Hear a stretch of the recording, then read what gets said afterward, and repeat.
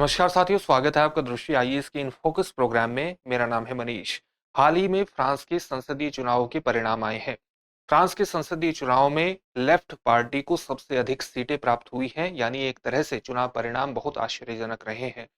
France के चुनाव इसलिए महत्वपूर्ण हैं क्योंकि फ्रांस यूरोपियन यूनियन की सबसे बड़ी अर्थव्यवस्थाओं में दूसरे नंबर पर है जर्मनी के बाद, और फ्रांस को सैन्य रूप से बेहद शक्तिशाली देश माना जाता है। साथ ही फ्रांस भारत का भी एक रणनीतिक साझेदार है और इंडो पैसिफिक क्षेत्र में दोनों देशों का सहयोग बेहद ज्यादा अपेक्षित है। इसलिए फ्रांस के चुनाव भारत के लिए भी विशेष रूप से महत्वपूर्ण है, क्योंकि वहां कौन सत्ता में आता है इससे भारत के साथ भी उसके रिश्ते तय हो सकते हैं। आज फ्रांस के चुनाव परिणामों पर ही चर्चा इन फोकस में हम करेंगे। सबसे पहले देखते हैं कि इस पूरे टॉपिक के अंतर्गत हमारी चर्चा के सामान्य बिंदु क्या रहेंगे। सबसे पहले हम उस खबर को विस्तार से जानेंगे जिसके कारण ये पूरा टॉपिक चर्चा में है। फिर जानेंगे फ्रांस के संसदीय चुनाव के परिणाम क्या रहे, क्या त्रिशंकु संसद जैसी स्थिति है उसके बारे में जानेंगे, क्या किसी तरह के गठबंधन होने की संभावना है, और अगर पार्टियों के बीच कोई समझौता नहीं होता तो किस प्रकार के विकल्प हमारे सामने आते हैं। इन पक्षों को जानने के बाद आपके लिए एक अभ्यास प्रश्न होगा जिसका उत्तर आपको कमेंट बॉक्स में कमेंट करके देना होगा। ये जो पूरा विषय है यूपीएससी की मुख्य परीक्षा के सामान्य अध्ययन प्रश्न पत्र 2 अंतर्राष्ट्रीय संबंध जैसे खंडों से जोड़ करके आप इसे देख सकते हैं।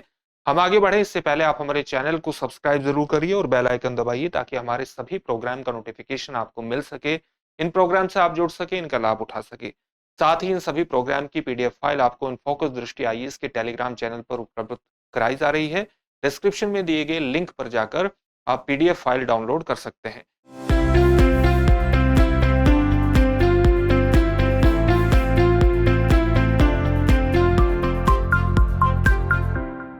तो सबसे पहले खबर को विस्तार से जानते हैं। खबर यही है कि फ्रांसीसी संसदीय चुनाव के जो परिणाम है उनको बेहद ज्यादा अप्रत्याशित माना जा रहा है, और अप्रत्याशित मानने का कारण यह है कि जो वाम दलों का गठबंधन है उसने सबसे अधिक सीटें प्राप्त की हैं। सबसे अधिक सीटें जरूर प्राप्त की हैं, लेकिन इस गठबंधन को भी बहुमत प्राप्त नहीं हुआ है। चुनाव परिणाम आश्चर्यजनक इसलिए भी रहे हैं क्योंकि बहुत लोग इस बात की उम्मीद जता रहे थे कि जो धुर दक्षिणपंथी दल है, जो धुर दक्षिणपंथी पार्टी है जिसका नेतृत्व नेशनल रैली, जो दक्षिणपंथी पार्टी है नेशनल रैली, उसका नेतृत्व मरीन ली पेन के हाथ में था और उसने प्रथम चरण में पहले दौर के मतदान में एक तरह से विजय हासिल की थी। तो इस पार्टी की पूरी उम्मीद लगाई जा रही थी कि शायद ये पार्टी सत्ता में आ सकती है, लेकिन इसको भी अंतिम चुनाव परिणामों में हार मिली है और ये तीसरे नंबर पर रही है। तो इसलिए भी ये आश्चर्यजनक परिणाम माने जा रहे हैं और इन सब कारणों से ये पूरा टॉपिक चर्चा में है।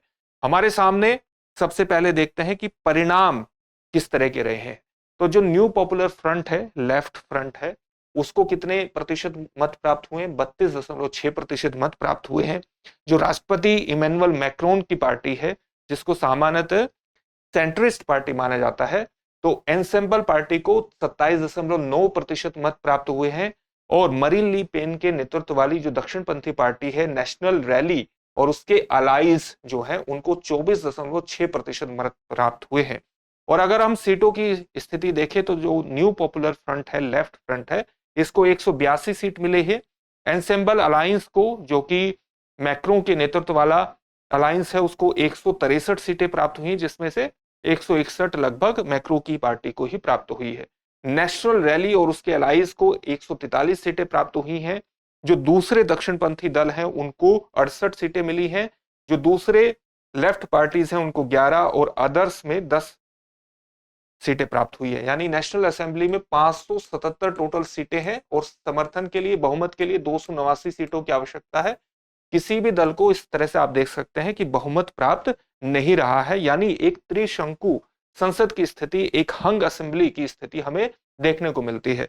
2022 में जो चुनाव हुए थे उसमें राष्ट्रपति इमैनुअल मैक्रों की जो पार्टी थी उसको 245 सीटें प्राप्त हुई थी।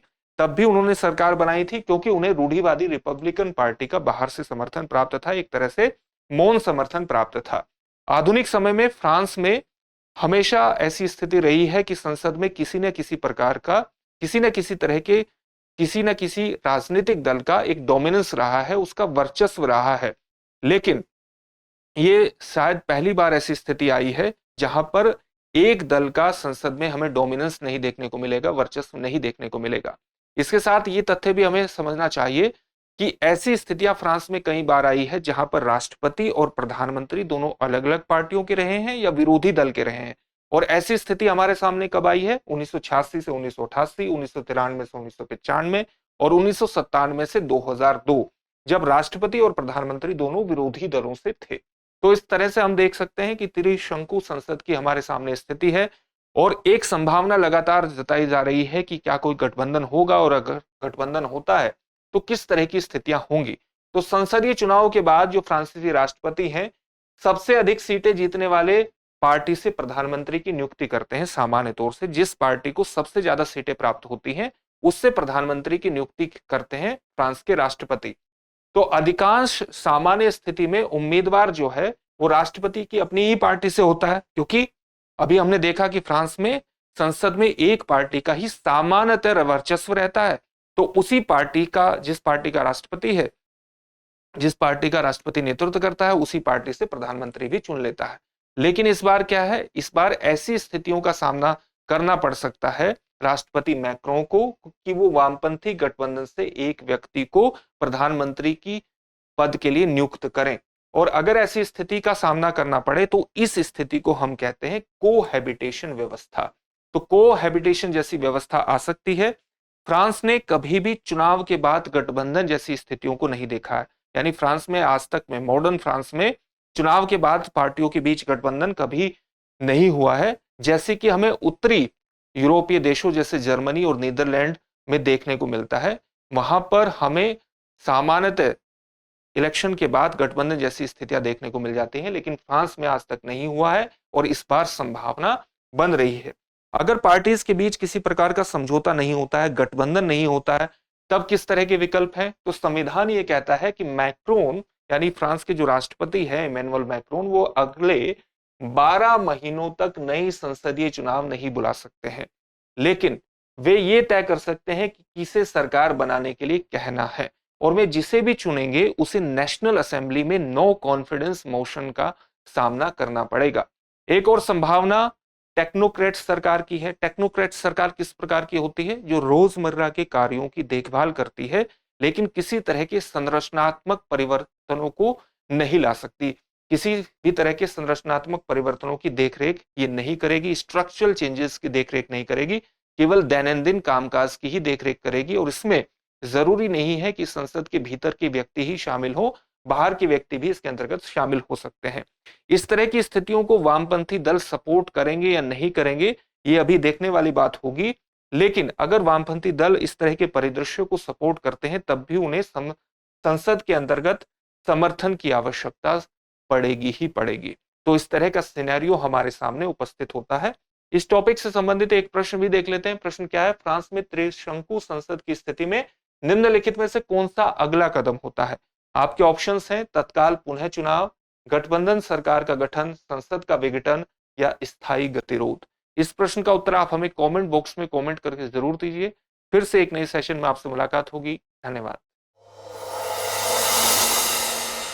डियर व्यूअर्स, अपने एग्जाम की तैयारी को और बेहतर करने के लिए हमारे चैनल को लाइक, शेयर और सब्सक्राइब करना न भूलें।